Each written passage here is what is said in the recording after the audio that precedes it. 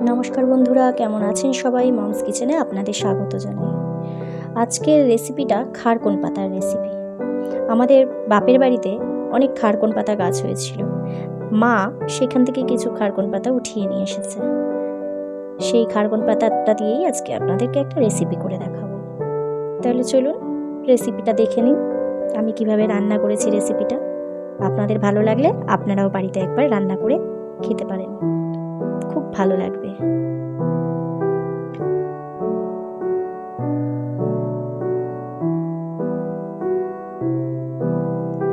পাতাগুলোকে ভালো করে ধুয়ে নিয়ে আমি কেটে নিয়েছি। ডাঁটিগুলো এবং পাতাগুলো দুটোই একসাথে কেটেছি। কেটে নেওয়ার পরে আমি আরেকবার ভালো করে ধুয়ে নেব, ধুয়ে জল ঝরতে দিয়ে রেখে দেব। আমি ডাঁটিগুলোকে আলাদা করে বাটিনি, একসাথেই বেটেছি।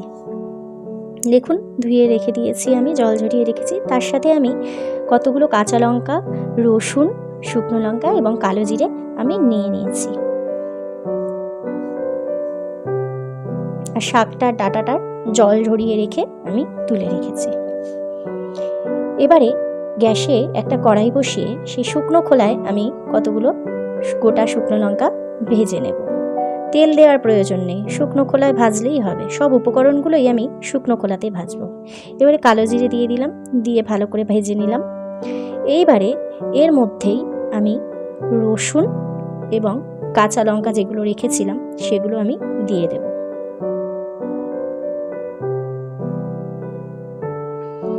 এবারে শাকগুলোকে আমি দিয়ে দিলাম।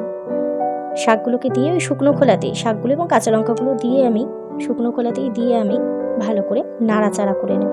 জলটা একটু শুকিয়ে আসবে, তারপরে সেগুলোকে আমি উঠিয়ে নেব। দেখুন কতটা জল বেরিয়েছে, নুন দেওয়ার ফলে জল বেরিয়েছে।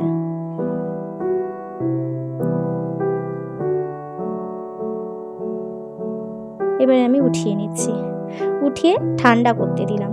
ঠান্ডা হয়ে গেলে আমি মিক্সির জারে আমি এটাকে বেটে নেব। এবারে কড়াইতে সরিষার তেল দিয়ে গরম হতে দিয়েছি।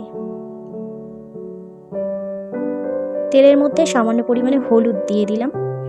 তারপরে এই পেস্টটা আমি দিয়ে দিলাম।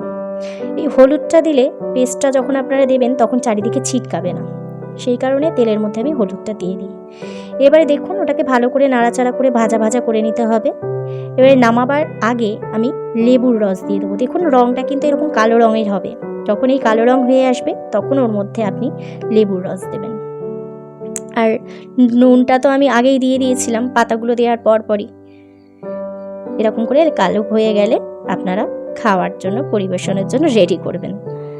তাহলে চলুন ভিডিওটা আজকে এখানেই শেষ করলাম। রান্নাটা কেমন লাগলো দয়া করে কমেন্ট করে জানাবেন। ভালো লাগলে আমার ভিডিওটাকে একটা লাইক করে দেবেন আর চ্যানেলটাকে সাবস্ক্রাইব করে দেবেন। সবাই ভালো থাকবেন, সুস্থ থাকবেন। দেখা হবে পরের একটা রান্নার ভিডিও।